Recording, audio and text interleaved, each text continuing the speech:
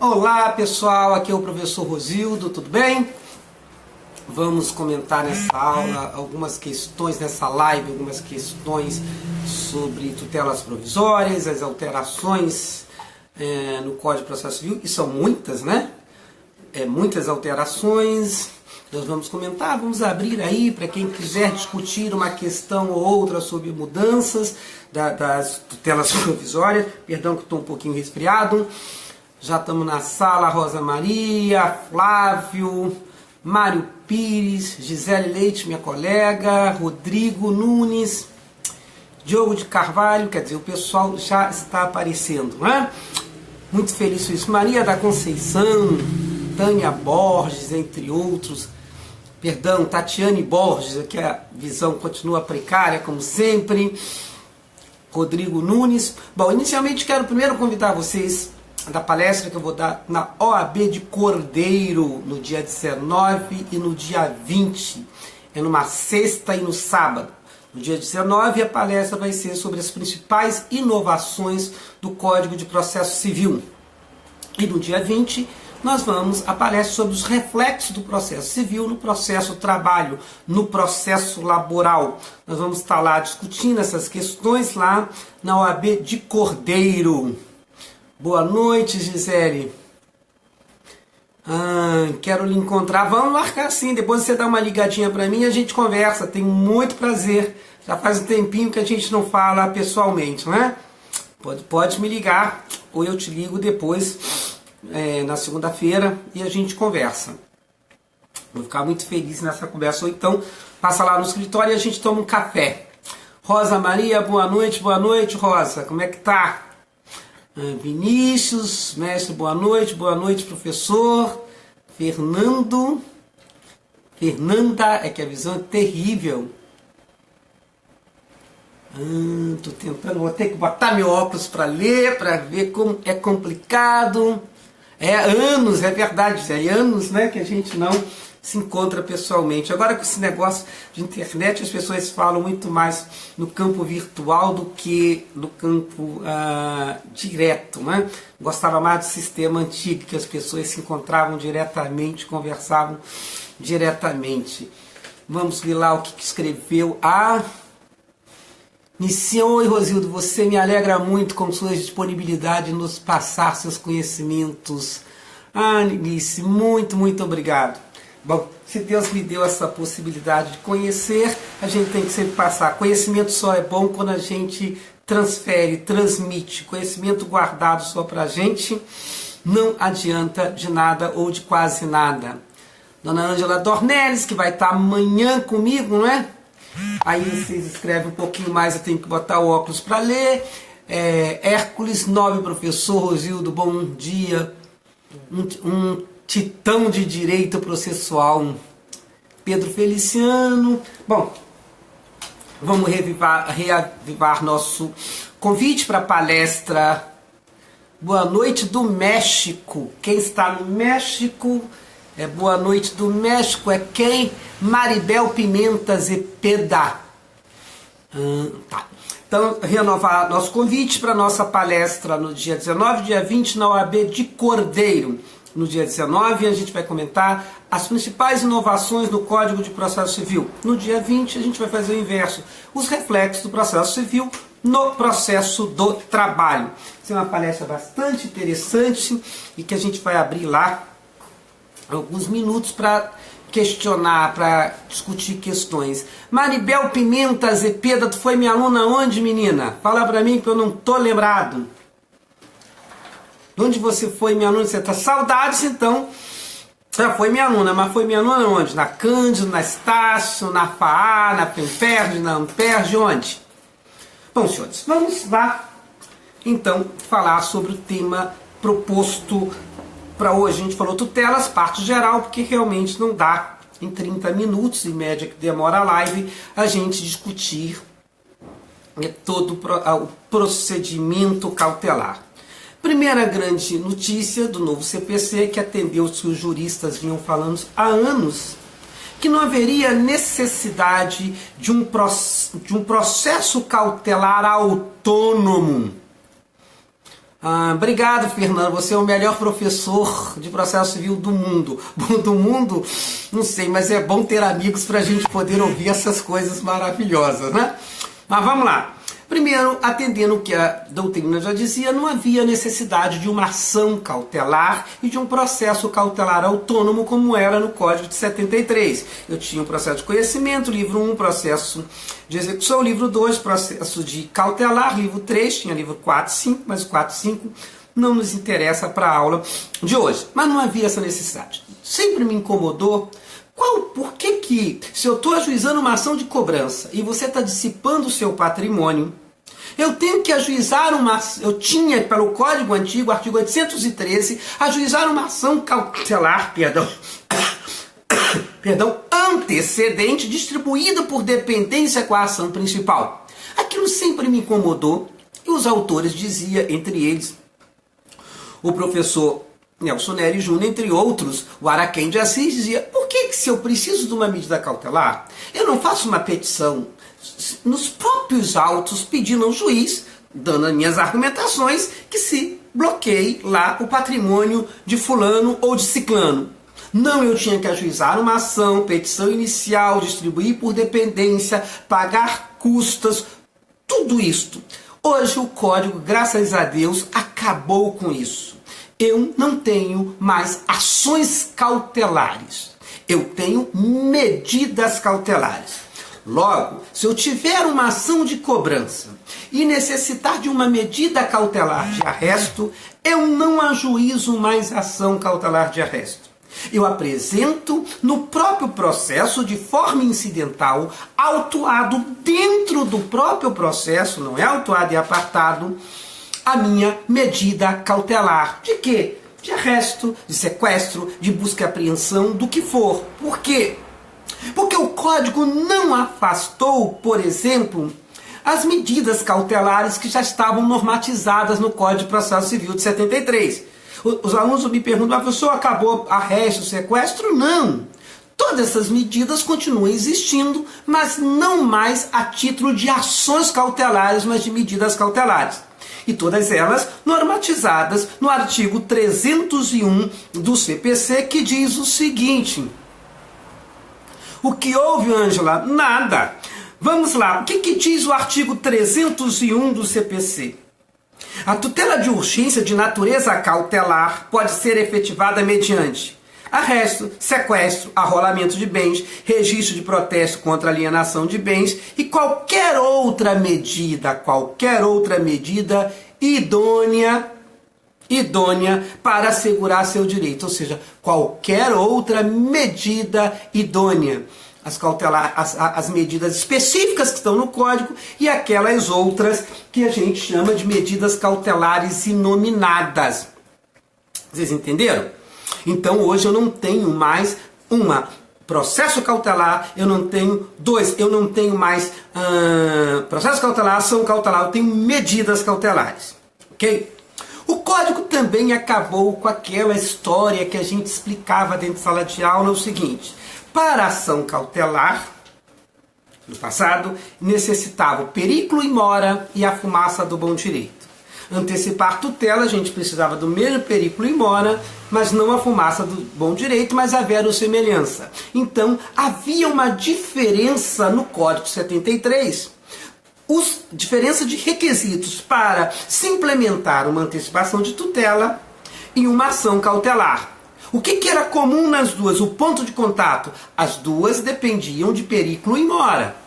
Mas uma era a verossemelhança e a outra bastava a fumaça do bom direito. Sempre critiquei isto, dizia diversas vezes em sala de aula que acharia leviano o magistrado com uma fumaça do bom direito ir lá e praticar uma medida cautelar de arresto, por exemplo, e bloquear uma conta de uma empresa. Não. Havia que ter algo mais do que a fumaça do bom direito, porque não sou partidário desse ditado popular que diz: onde há fumaça, há fogo. Onde há fumaça, pode ser que tinha acabado de ocorrer o fogo já tinha apagado.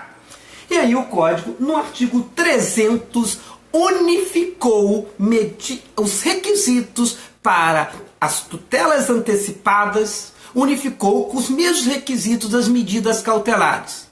E unificou como? Unificou quando ele diz o seguinte no artigo 300. A tutela de urgência será concedida quando houver elementos que evidenciem a probabilidade do direito e o perigo de dano ou de risco ao resultado útil do processo. Então, a tutela de urgência será concedida quando houver elementos que evidenciem a probabilidade do direito. O que é probabilidade do direito? É a verossemelhança. E o perigo dos danos ao risco do resultado útil do processo. Periculo in mora. Essa mudança, me pergunta, Fernando, veio para dar celeridade ao processo? Sim.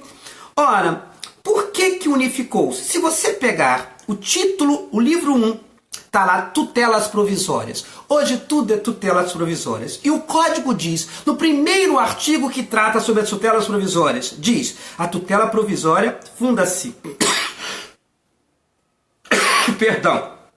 funda-se na urgência ou evidência. A tutela provisória de urgência, estou no parágrafo, cautelar ou antecipada. Então, tudo é tutela provisória, eu tenho tutela cautelar e tutela antecipada. Então, o gênero é tutelas provisórias. Dentro do gênero tutelas provisórias, eu tenho a espécie tutela provisória cautelar e tutela provisória antecipada, que nós chamamos no Código 73 de antecipação de tutela. A Joana de Souza, não consigo assistir.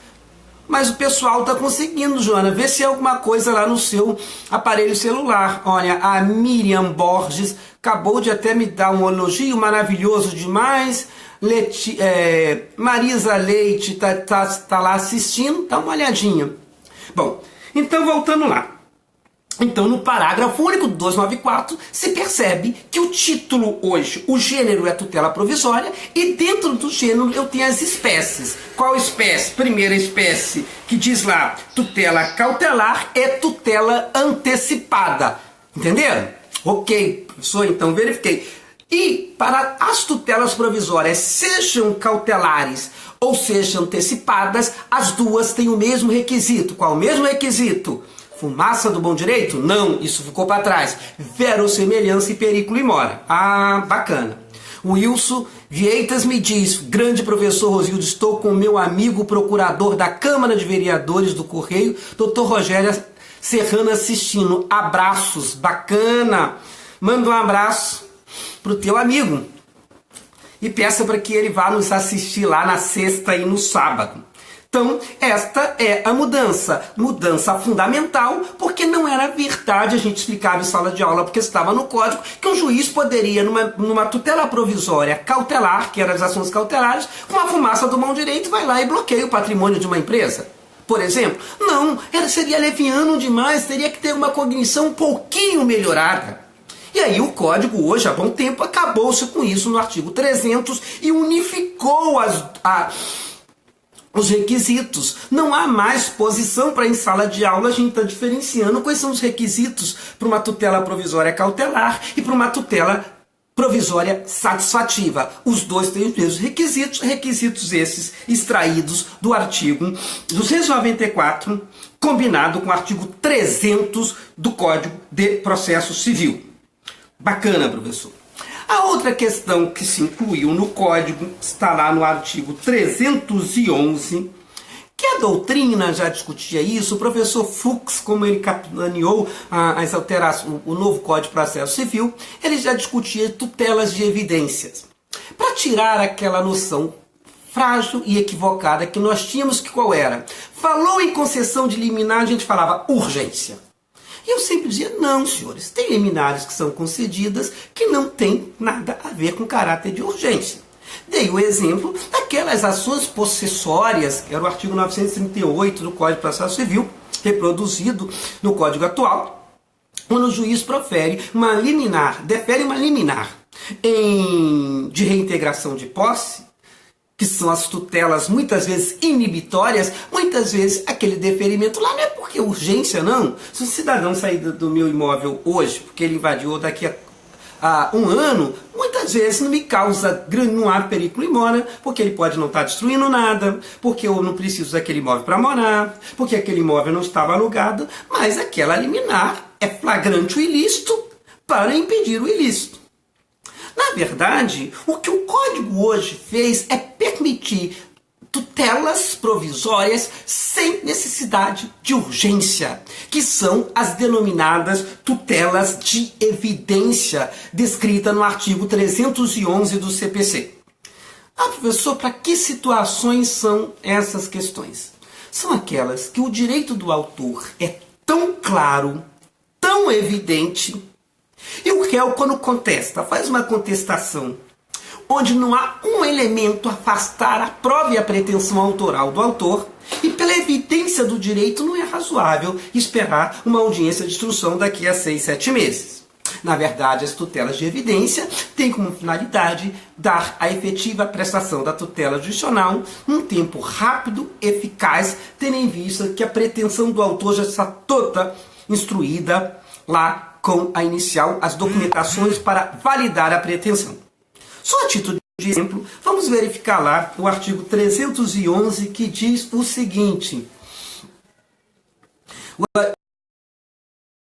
artigo 311 será concedida independente da demonstração de perigo de dano ou de risco. Então veja que independe de perigo in mora a tutela de evidência. Independente de perigo de dano ou de risco ao resultado útil. Quando ficar caracterizado o abuso do direito de defesa ou manifesto propósito protelatório. São aquelas defesas abusivas, protelatórias, que na verdade você está cometendo um ilícito.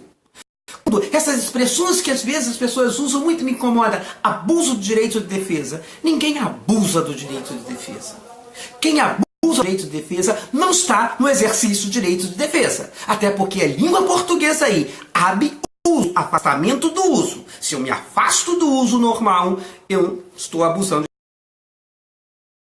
de defesa. Porque eu tenho dificuldade de ver isso. Ajuiza uma ação de despejo por falta de pagamento. O que o réu contesta? Que o pai morreu, que a mãe morreu, todas aquelas mentiras.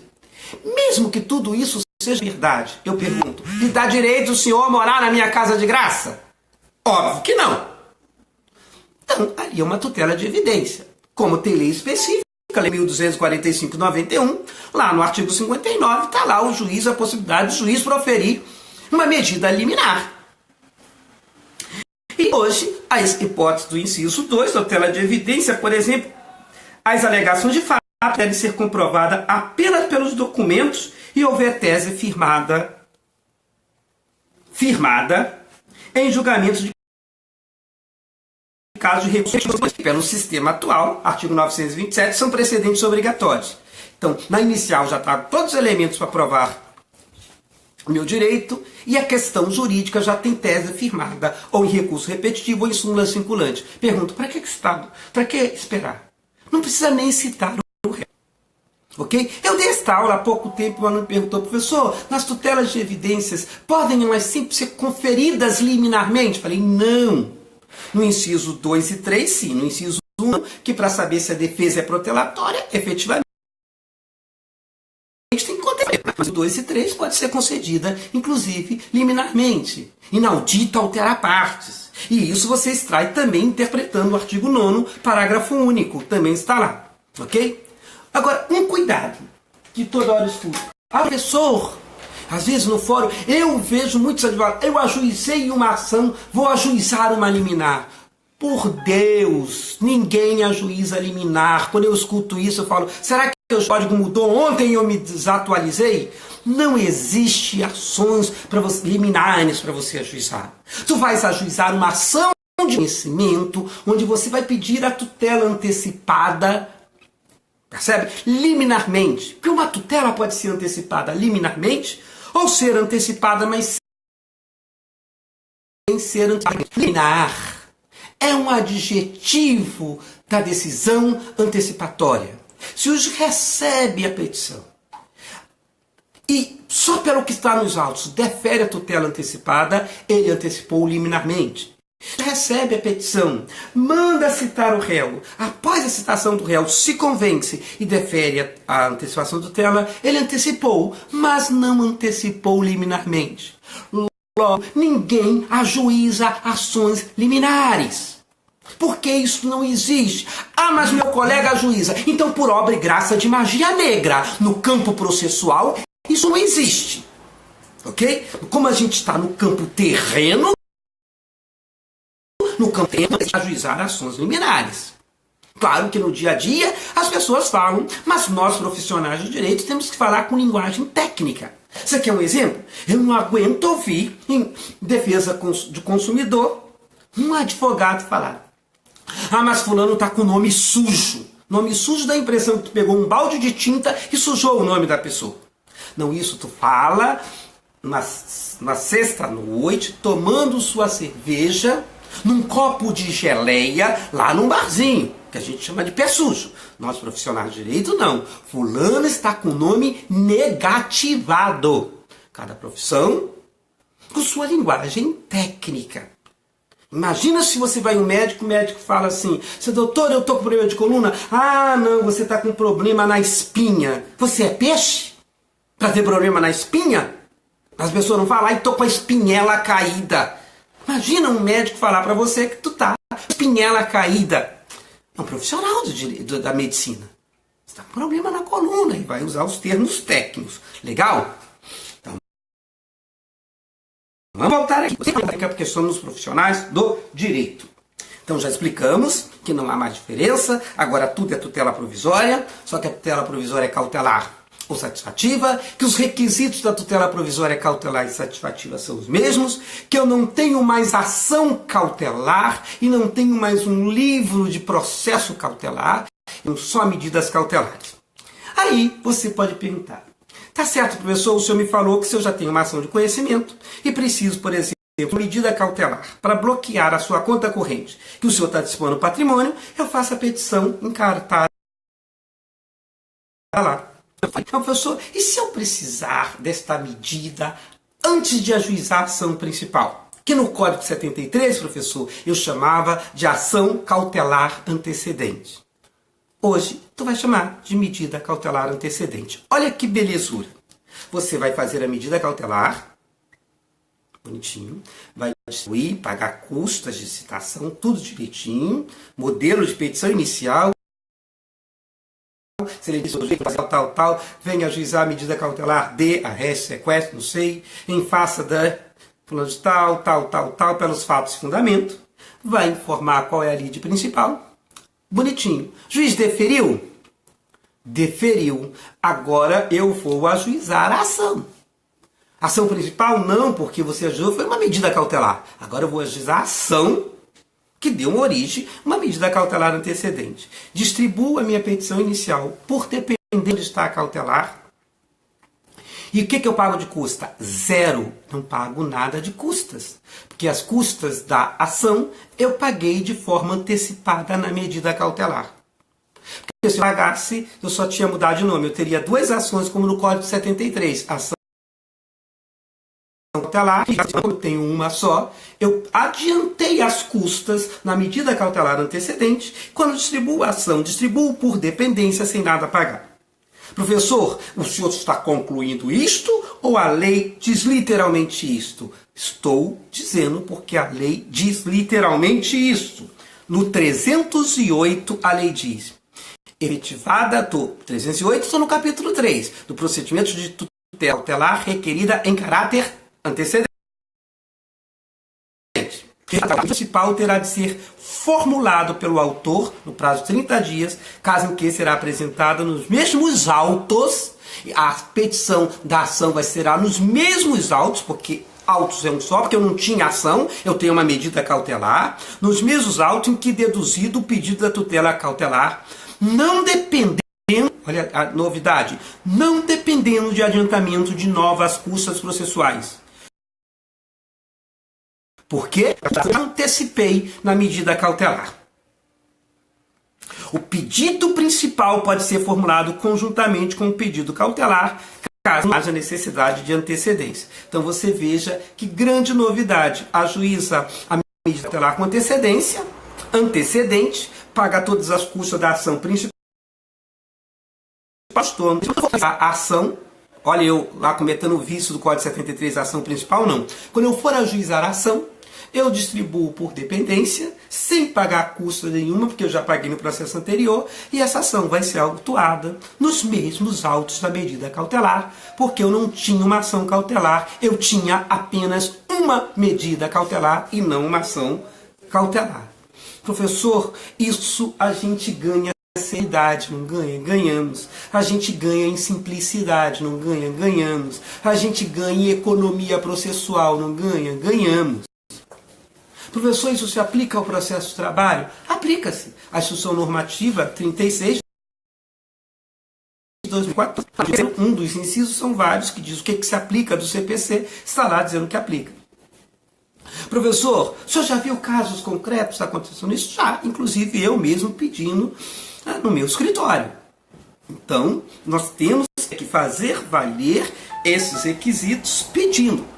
Professor, eu posso pedir uma medida cautelar? Eu também tenho essa novidade. Eu não fiz agora na hora do recurso que surgiu a necessidade da medida cautelar ou da medida ou da é possível? É qualquer momento que surja a emergência. Professor, como é que o senhor descobre isso? Fazendo o que todo mundo tem que fazer, estudando. Estudando a gente chega lá. Está tudo lá. E o artigo 932 me diz que isso é possível. Eu quero ler. Vamos lá, nós em conjunto, para lermos o artigo 932, que trata dos procedimentos no tribunal. O que diz o 932? Olha lá que bonito o texto 932. 932 diz o seguinte, ó. Incumbe ao relator, já em grau recursal, incumbe ao relator apreciar o pedido de tutela provisória nos recursos e nos processos de competência originária. Incumbe ao relator apreciar o pedido de tutela provisória nos recursos. Então eu posso pedir a tutela provisória. Muitas vezes a questão emergencial só surgiu em grau recursal. Por que não pediu na inicial? Ora bolas, porque não havia emergência. A questão vai acontecendo no curso do processo. Se não havia emergência, no momento que eu distribuí o recurso, aí surgiu a emergência. Como era um paciente, não havia emergência, eu não pedi. O processo demorou muito. Quando eu fui distribuir a inicial, a petição recursal, ele me procura dizendo, meu médico é emergencial, piorei muito de saúde, tem que ser para ontem. Então, onde você vai pedir a tutela provisória antecipatória? Ok? Mesmo que a emergência já existisse no momento de distribuir a inicial e você, por uma situação qualquer, esqueceu, porque você sabia que tinha os elementos ensejadores e só descobriu lá, porque não há preclusão, né? Se eu não fiz na inicial, não faço mais? Não há preclusão. Se você não pediu, peça. Bacana? Então você pode ver aí quantas inovações, ainda estou a título de parte geral, que eu tenho provisórias. Quantas mudanças.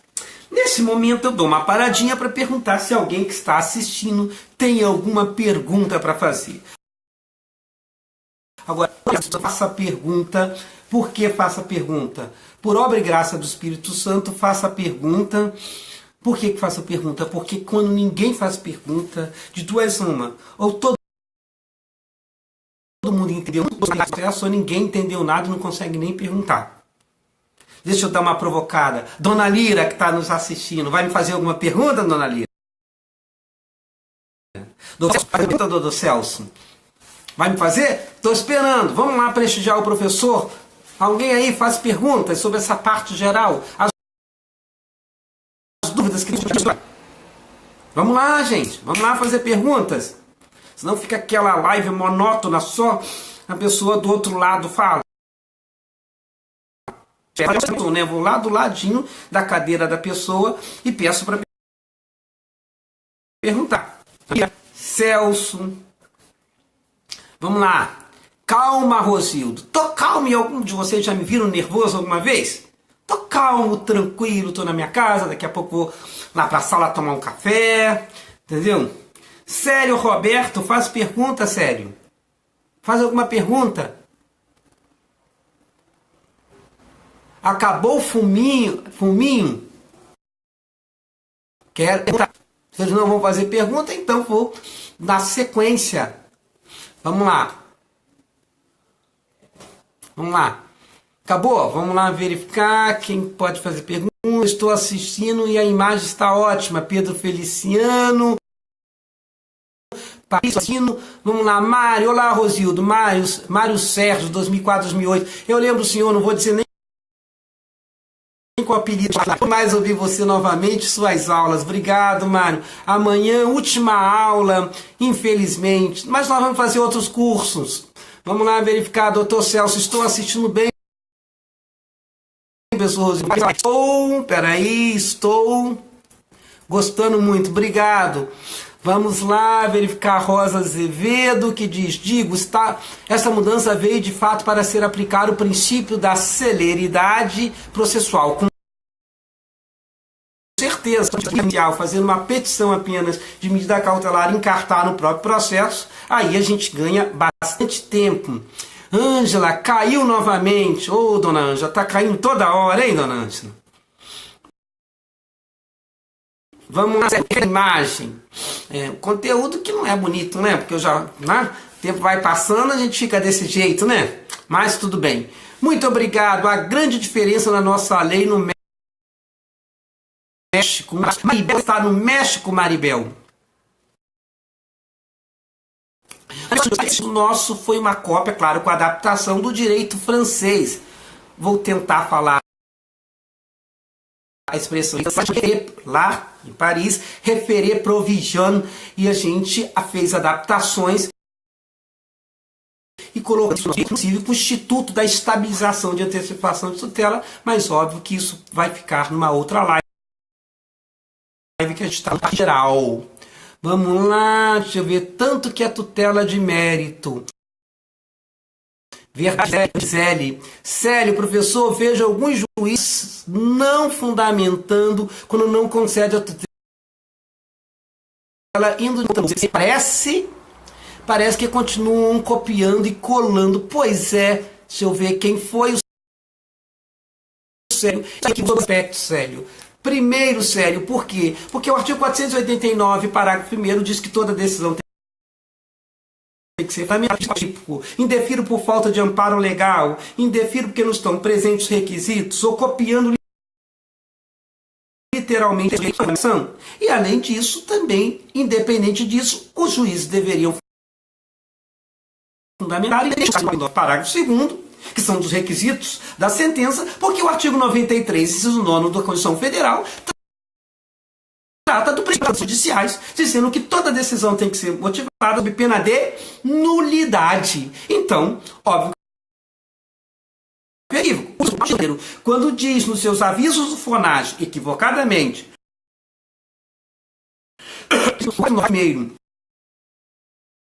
não é óbvio que tem regramentos próprios, isto é jurídico. Por quê? Por uma questão muito simples. O princípio da motivação das decisões judiciais está na Constituição Federal. E mesmo que tenha lei própria, a lei infraconstitucional não pode ir de encontro à Constituição Federal.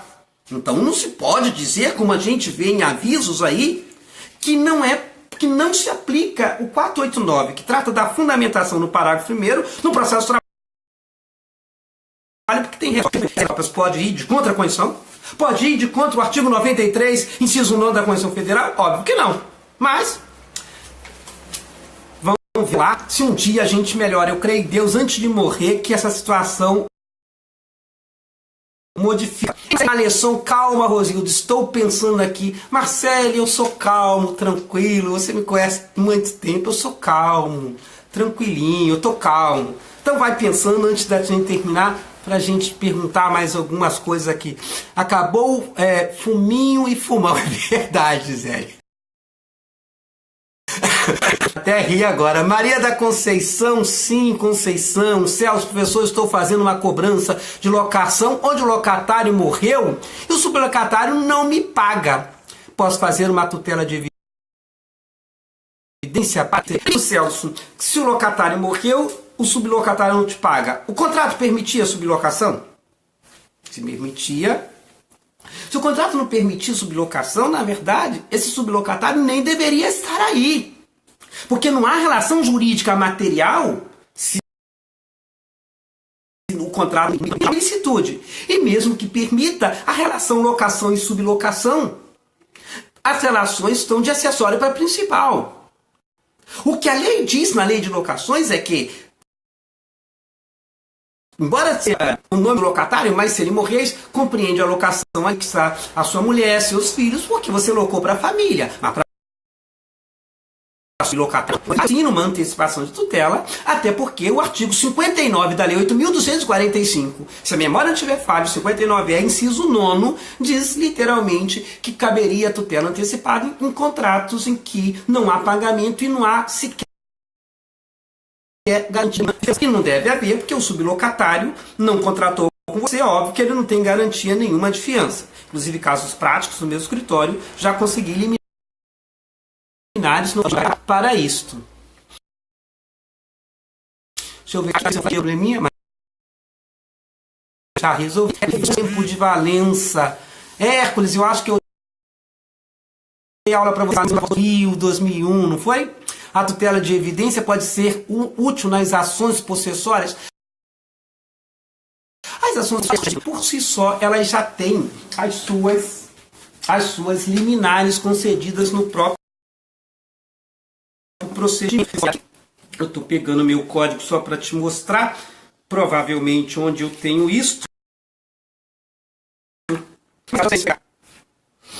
O artigo, deixa eu ver se é esse. Sim, artigo 15, que diz: estando a petição inicial, estou nas possessórias devidamente instruído, o juiz definirá se ouvir o réu a expressão da intenção de reintegração, nos casos contrários, determinará que o autor justifique previamente. Então, o próprio nação possessória, o próprio artigo 15, estas concessões de liminares, ok? Mas, em poucas palavras, o que seria estabilidade? Em 304, posso, o artigo 304, eu vou ele, artigo 304. Artigo 304 é justamente, Marcelo, o instituto que nós importamos lá do direito francês, provision lá do direito francês. Poucas palavras, como é que funciona? Ajuizei uma ação, como diz o próprio texto 304, diz: a tutela será concedida estável. Quando o juiz, a urgência é simultânea à distribuição da ação, porque tem urgência, mas tem urgência que 0 a 10 é 10. É aquela situação, ou defere a liminar agora para internar ou o cara morre. A tutela, cautelar não, antecipação de tutela sem ação. Faço, como diz o próprio artigo, eu só faço o quê? Veja lá o artigo 294. Só a tutela antecipada. Aí o juiz defere a liminar, Marcelo. Deferiu, verificou que era urgente, defere. Se o réu, intimado da decisão, não agravar, em palavras rápidas, como você pediu, não agravar, o que o juiz faz? Autor, a validez já te satisfaz? O autor satisfaz. A tutela fica estabilizada, porque ele dá extinto do mérito à luz do artigo 485, mantendo a tutela antecipada. Ela se estabilizou. E o réu tem até 2 anos, se não concordar, para ajuizada antecipada. Então a tutela se estabiliza porque antecipou a tutela, que foi requerida de forma que referiu. O réu intimado não agravou, ela dar-se sentença sem mérito, mantendo a tutela antecipada. Traz isso que é a estabilização, ok? Acho que já temos 40 minutos, mas deixa eu ler algumas coisas aqui. A fundamentação do juízo, principalmente no JEC. Não só as fundamentações, as sentenças também. Mário Pires, o novo CPC veio lá também ao Código. O seguinte trata de custas, mas isso, como é incompleto, pagam custas. De qualquer maneira, a corregedoria dos tribunais estabelece complementares, Mário. Rosinha, deixa eu ver quem mais. Fundamentação também.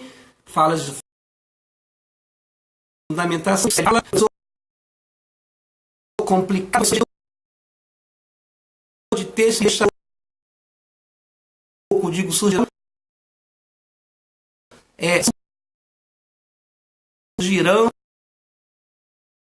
para mim também. Imagina a dificuldade que eu tenho.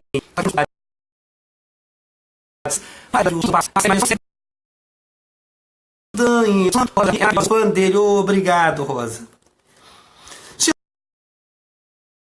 Senhores, em resposta, mas eu tenho 40 minutos, a live era só para 30 minutos. Como me parece que o pessoal gostou, estou pensando aqui se na próxima live a gente passa a falar das tutelas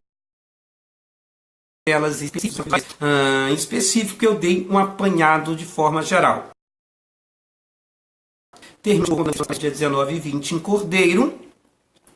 Nós vamos falar da síntese das mudanças. Dia 20, o trabalho. Agora, antes de seus dar à vista a outra parte, antes de dar a decisão da Marcele, a decisão de surpresa, ela, o artigo 9 cria justamente essas exceções. No artigo 9, e eu leio para você, aí ele não explica justamente essas exceções quando diz não se que ela seja previamente ouvida. Parágrafo único. O disposto diz 1, Marcele, tutela provisória de urgência. Então, a literalmente provisória de urgência, o juiz pode sim, postergando o contraditório sob pena